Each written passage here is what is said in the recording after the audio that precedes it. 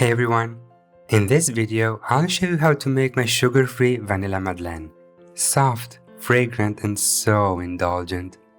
They rise evenly, but you'll notice a gentler profile and the more irregular coloration. And that's not the batter, it's the way a sugar-free sweetening system reacts in carbon steel. The texture, though, is exactly where it should be. Here I have 2 eggs at room temperature. Using the eggs at room temperature ensures that you'll be able to combine all ingredients properly and obtain a really beautiful batter. Now take a whisk and mix the eggs until you have a homogeneous liquid. There's no need to whip them. And now add 30 grams of xylitol and 10 grams of erythritol and mix very well without whipping. And then add 30 grams of agave syrup. You can also use honey, but that will change the taste, of course. Mix this in very well. And now it's time for the dry ingredients. Half of a teaspoon of vanilla powder, 80 grams of cake flour, 2 grams of baking powder, and a tiny pinch of salt.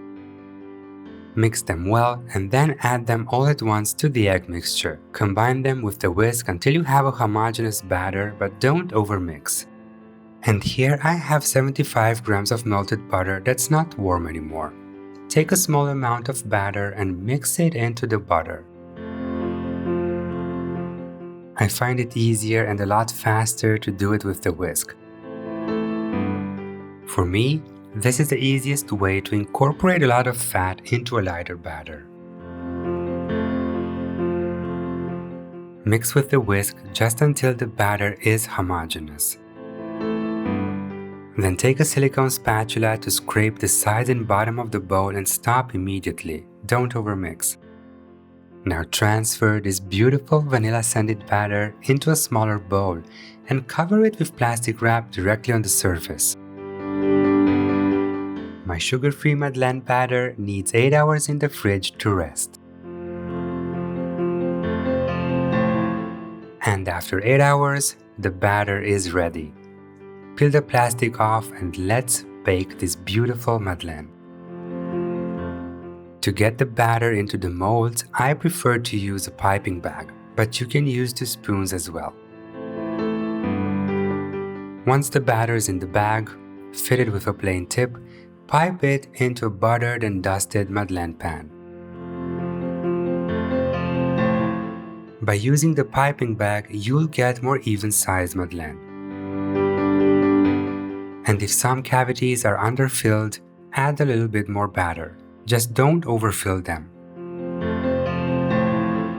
Bake the madeleine at 180 Celsius for 10 minutes in a preheated oven and don't use the fan. And look how beautiful they are when they come out of the oven. Try to get them out of the tin immediately. The longer you keep them in the tin, the more they'll stick to it. And look how cute they are. If you could only smell them.